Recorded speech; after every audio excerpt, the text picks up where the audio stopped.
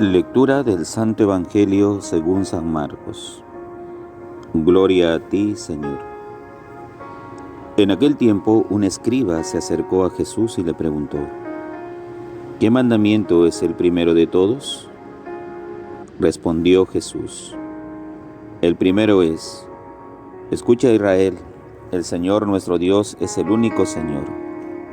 Amarás al Señor tu Dios con todo tu corazón, con toda tu alma, con toda tu mente, con todo tu ser. El segundo es este: amarás a tu prójimo como a ti mismo. No hay mandamiento mayor que estos. El escriba replicó: muy bien, maestro. Tienes razón cuando dices que el Señor es uno solo y no hay otro fuera de Él, y que amarlo con todo el corazón, con todo el entendimiento y con todo el ser, y amar al prójimo como a uno mismo vale más que todos los holocaustos y sacrificios. Jesús, viendo que había respondido sensatamente, le dijo: no estás lejos del reino de Dios. Y nadie se atrevió a hacerle más preguntas. Palabra del Señor. Gloria a ti, Señor Jesús. Queridos hermanos, hermanas, muy buenos días en el Señor Jesús. Como todos los días, seguimos rezando por el término de esta pandemia, por el fin de este virus, que el Señor se apiade de nosotros, y sé que pronto terminará. ¿Por qué? Porque para Dios nada hay imposible. Y la oración del justo, nos dice también el apóstol Santiago, será escuchada. Recemos y oremos incesantemente por el fin de esta pandemia. Como todos los días, encomendamos a todos aquellos quienes fallecen a diario a causa de este virus, que el Señor los tenga en su eterna gloria, que el Señor perdone sus pecados, pero también dé fortaleza, alivio y esperanza a sus seres queridos. Y también por los enfermos, por todos aquellos quienes hoy día están en cuidados intensivos, cuidados intermedios o recuperándose desde sus hogares. Señor, dales la fuerza, la energía que necesitan y los medios para que también sigan recuperándose. Y a sus familiares, provéeles de lo que cada día te invocan, ya que tener un familiar enfermo trae mucha preocupación también, trae mucho gasto. Y hoy día que la situación económica es bastante dura, concédele, Señor, tener lo suficiente como para cubrir los gastos de sus enfermitos. Y también, como todos los días cercanos a días ya de las elecciones presidenciales, pedimos al Espíritu de Dios que nos ilumine en el corazón y en la mente para saber elegir a nuestras autoridades, ¿sí?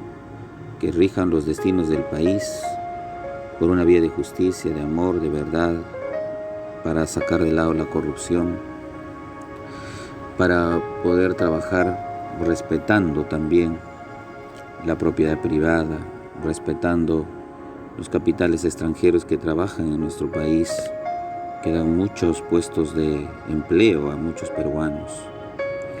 El Papa San Juan Pablo II, cuando cayó el muro de Berlín, él dijo que es una buena noticia que el comunismo haya caído, pero también no es la solución a todo. ¿Por qué? Porque en el mundo hay cosas también que superar. No todo es el hecho de decir estamos bien. No. Siempre hay cosas que ir mejorando y en el Perú hay tanto que hacer. Y cuando me refiero al comunismo, me refiero a lo que la Iglesia enseña dentro de la doctrina social. Rechaza abiertamente y tajantemente toda doctrina comunista, socialista, maoísta, leninista, ¿no? Marxista, porque son ideologías que lo único que llevan es al debacle, que lo único que llevan es a la pobreza, a la miseria, al hambre, valiéndose de los pobres para hacerse algunos ricos, tiranizando a los pueblos para que algunos se favorezcan de todo. Por eso que el Papa decía, cuando cae el comunismo, qué bueno, pero no todo está bien, hay cosas que mejorar. Y este es el caso del Perú. No queremos elegir autoridades con ese perfil, pero si elegimos a otro candidato o candidata, sabemos que las cosas no están muy bien, pero tenemos la esperanza de mejorar, de ir hacia adelante.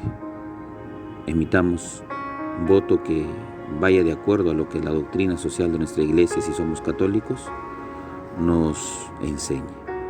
Un voto consciente que ayude a salir adelante al Perú de esta crisis humana, de esta crisis de salud, de esta crisis económica, de esta crisis política y social.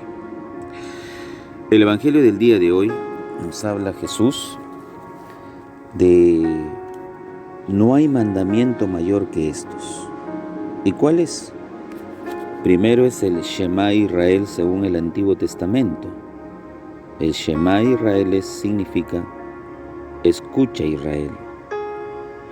Y Israel tiene que entender una cosa, que hay un solo Dios, que no puede ir detrás de otros dioses, de otros ídolos, que no es Israel un pueblo que fácilmente se deje cautivar por esos dioses extranjeros.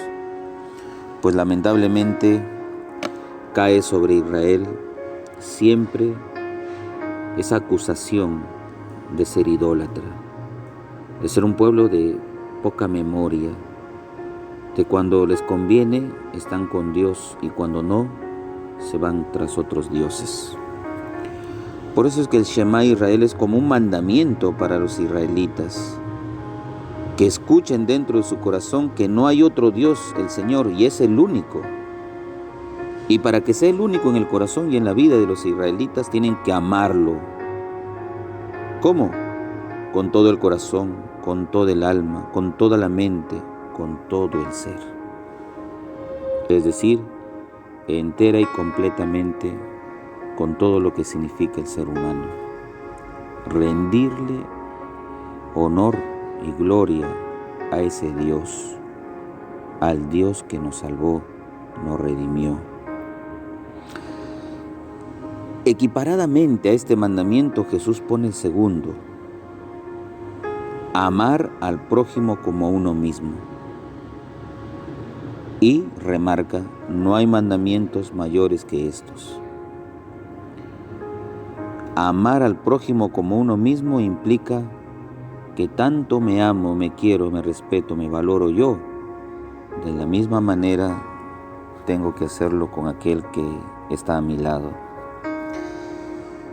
Implica ante todo el aceptarnos como somos y el poder manifestarnos a los demás con toda la transparencia, la claridad, la espontaneidad, la originalidad. Amar al prójimo implica no escogerlo, implica aceptarlo como es. Porque nadie en el mundo es o tiene un doble que sea idénticamente igual en todo. Todos somos únicos e irrepetibles. Por lo tanto, Jesús advierte: ama a tu prójimo como Él es. Acéptalo como Él es. Ámalo como Él es. Porque en el momento en que Dios nos amó, no hizo distinción, no hizo diferencias. Nos amó a todos de la misma manera, con la misma intensidad, con la misma fuerza.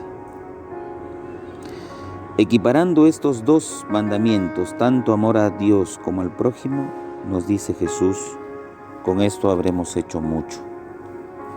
Estaremos cerca del reino. Estaremos haciendo la voluntad de Dios.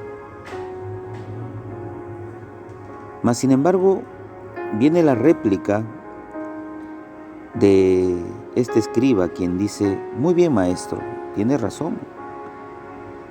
Amar a Dios con todo el corazón, con todo el ser, es muy bueno. Y amar al prójimo también. Vale mucho más que cualquier otro sacrificio. Pues sí. Cuando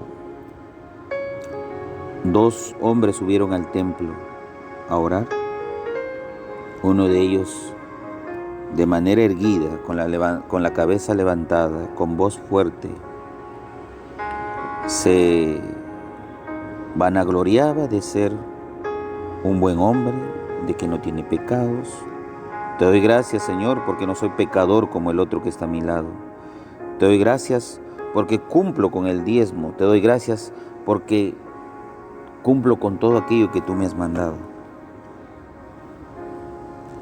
Mas, sin embargo, el otro que está al lado dice: ten piedad de mí, Señor, que soy un pecador. ¿Cuál de ellos bajó justificado?